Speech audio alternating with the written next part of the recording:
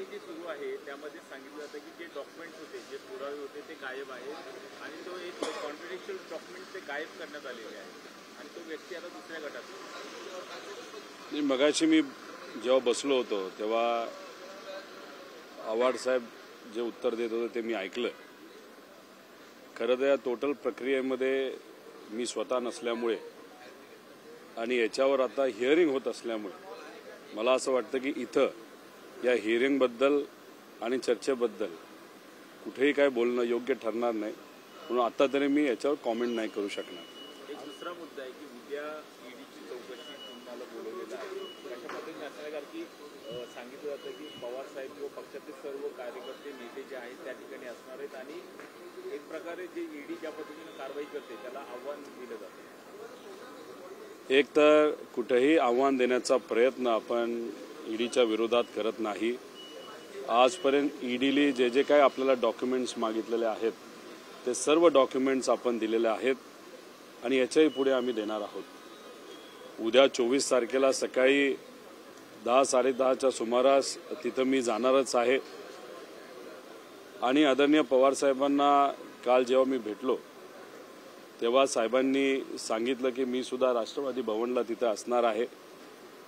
शेवटी एखादा कार्यकर्ता जेव्हा मुद्दामून का होईना अडचणीत आणण्याचा त्याला प्रयत्न केला जात असेल आणि त्याच्या बाजूली आणि त्याच्याबरोबर आदरणीय पवार साहेबांसारखी एक व्यक्ती आपण ज्याला बाप माणूस म्हणतो ती जर असेल तर नक्कीच आमच्यासारख्या कार्यकर्त्याला एक हुरूप येतं. सुप्रियाताई सुद्धा उद्या आहेत आणि आम्ही कार्यकर्त्यांना विनंती केली की गर्दी करू नका. शेवटी आजपर्यंत जसं सहकार्य ईडीला केलेलं आहे तसंच सहकार्य उद्याही मी करेल आणि जे कुठले प्रश्न असतील त्या प्रश्नाला योग्य असे उत्तर मी देईल. ईडीच्या माध्यमातून फक्त गेल्या काही दिवसांमध्ये जे व्यक्ती टार्गेट होत आहेत ते विशेषतः तुमच्याकडे तुम्ही आहात, तिकडे शिवसेनेकडे सुद्धा उपाठा गटाचे अनेक लोक येत आहेत. पॉलिटिकल स्ट्रॅटेजीचा हा भाग दिसतो का आणि राजकीय दबाव निवडणुकीच्या आधीचे दिसतो? एक तर याच्यावर मी बोलण्यापेक्षा तुम्ही हाच प्रश्न जर सामान्य लोकांना या महाराष्ट्रामध्ये केला, सगळ्यांचं हेच मत येतं की ईडीची कारवाई सुरू झाली त्याचा अर्थ इलेक्शन जवळ आलंय. पण माझी केस जी आहे ती थोडीशी वेगळी आहे. माझ्यावर जी काही कारवाई नाही तर चौकशी सुरू आहे ती महाराष्ट्र कोऑपरेटिव्ह बँक या विषयाच्या बाबतीत आहे. याच्यामध्ये फक्त माझाच कारखाना आहे असं नाही, याच्याबरोबर 60-70 लोकांचे कारखाने सुद्धा नाही तर कंपन्या इन्व्हॉल्ड आहेत. मी उलटं म्हणेल, एक तर इतर जे कारखाने आहेत त्यांची केस माझ्यापेक्षा वेगळी आहे. माझ्या कारखान्याची केस थोडीशी सेफ आहे. पण राजकारण न करता मी एवढंच सांगेल की ईडीच्या माध्यमातून कोऑपरेटिव्ह बँकेच्या विषयाच्या बाबतीत जी काही कारवाई आज केली गेली आहे त्याच्यामध्ये ज्या ज्या लोकांचं नाव घेतलंय ते सर्व पक्षाचे आहेत.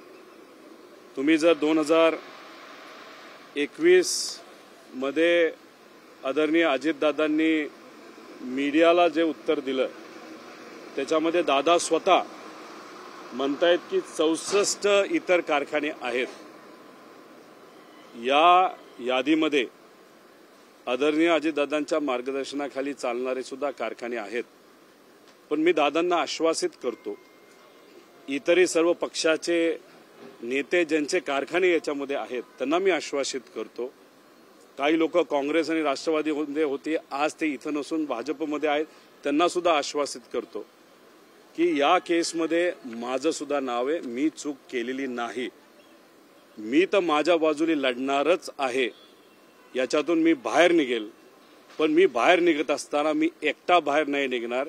मी तुम्हा सर्वांना या विषयामध्ये जे काय राजकीय द्वेषातून ही जे काय कारवाई करण्याचा प्रयत्न केला आहे ह्या सगळ्यांना बाहेर काढण्याचा प्रयत्न मी करेल. आणि एक अजून एक गोष्ट सांगतो, हे जे सर्व अधिकारी आहेत जे कोणी ईडीचे आहेत ते त्यांचं काम करतात. कदाचित त्यांच्यावर काही लोकांचं प्रेशर असू शकतं, त्यांच्या विरोधात मी बोलणार नाही कारण का ते शेवटी ते अधिकारी आहेत, ते त्यांचं काम करतात. पण याच्यामध्ये जर राजकीय द्वेषातून ही कारवाई झाली असेल तर ह्या सर्व लोकांच्या वतीने मी लढणार.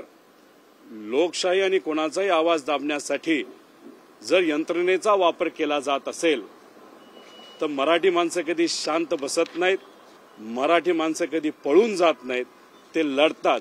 आणि मी सुद्धा एक मराठी माणूस म्हणून या सर्व तपासाच्या बाबतीत लढत राहणार जोपर्यंत जिंकत नाही तोपर्यंत. घरभेदी आहे का हा विषय? घरभेदी हा विषय आहे का? कारण की ज्या पद्धतीने सगळे आतले मी तर तुम्हाला हेच सांगतोय ना की याच्यामध्ये दादांनी स्वतः स्टेटमेंट 2021ला दिलं होतं.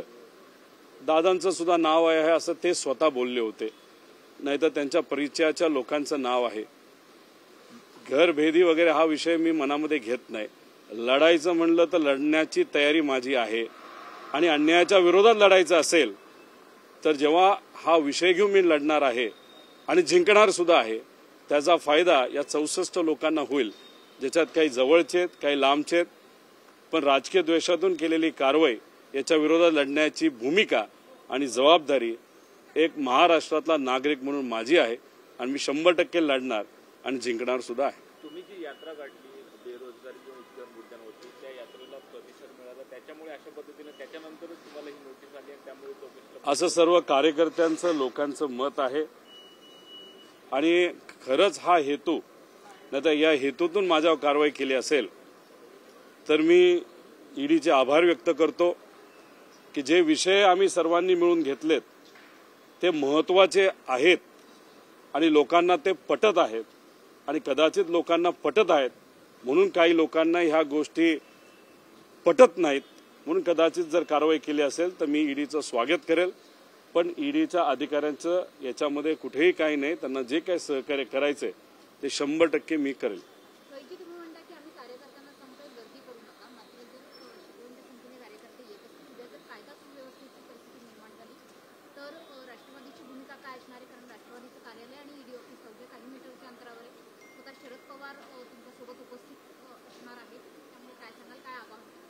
आम्ही विनंती करू शकतो. आमचे कार्यकर्ते हे काय भाड्याचे कार्यकर्ते नाहीत.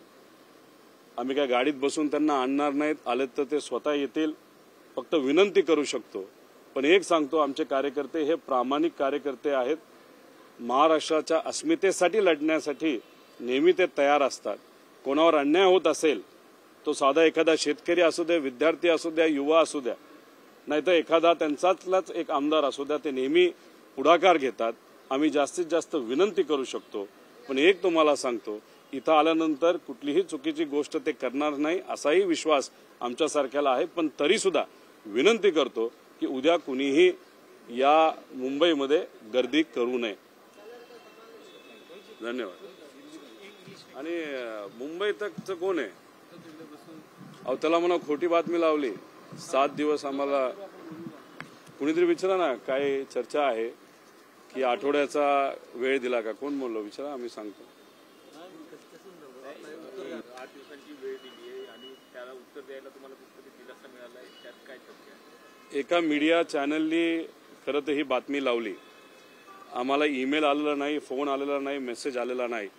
आश्चर्य या गोष्टीचंच आहे की मीडियाला कसं वाटलं की 1 आठवड्याची परवानगी आम्हाला तिथे येण्याची दिलेली आहे. कुठेही काही झालेलं नाही. उद्या म्हणजे 24 तारखेलाच जी तारीख आम्हाला दिलेली आहे त्या तारखेला मी जाणार आहे आणि जे काही प्रश्न असतील त्याला उत्तरं दिली जाणार आहेत. त्यामुळे कुठेही आम्हाला एक्सटेन्शन हे ऑफिशियली मिळालेलं नाही.